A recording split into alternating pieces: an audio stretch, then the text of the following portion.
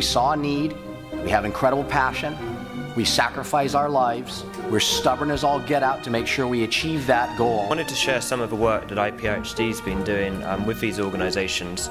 It's not just the organisations individually that are going through their different journeys, but as a network and as a group, we've been growing over the last year together.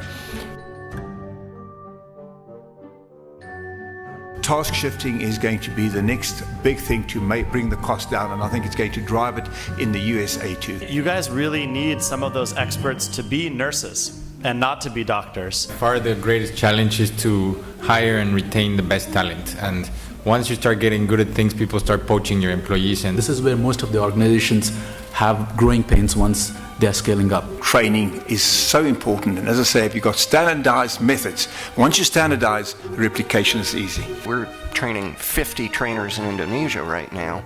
They're going to train 5,000 grandaids.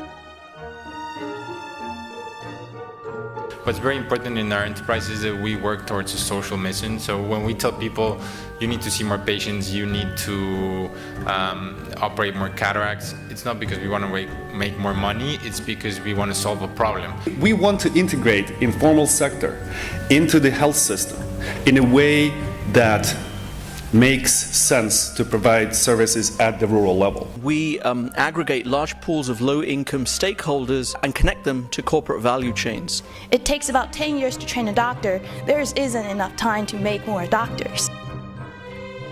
What we provide our partners is kind of lowering the cost and saying any of these products anywhere in Africa, you're going to get it at a much smaller cost price. Where I've seen corporates being extremely successful is when you can actually contribute something to the business idea. There's a level of accountability that now comes as being an entrepreneur with no one to sort of answer to, that now you have a whole new set of board members that are questioning and second-guessing every decision you're making.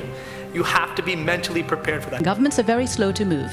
That's the pitfall. You've got to chip at it for a while before you see the change. But if you get them steered in the right direction and they're moving, likely they won't turn back. For all the innovators in this room, as you learn from each other, there's a tremendous opportunity to do collaboration, partnership. I think I heard about 6 different themes overall. And the first thing was really know your partner. Building trust-based relationships was a really big theme. The credibility as a partner, aligning goals to the win-win, learning, and the role that IPIHD could play in e-learning. And then the 6th theme that I heard to round us off was spread the word. There's a huge amount that we can learn from what's going well around the world and from all of your organisations, but clearly many challenges that we all still need to be working on together. There are clearly bright spots here. While the challenges may be daunting and to think about changing systems to make the world better, we know that many of you as innovators are already doing that. The more active we can all be in a collaborative spirit, I think we're going to start seeing results sooner. Changamka is a Swahili word that means cheer up.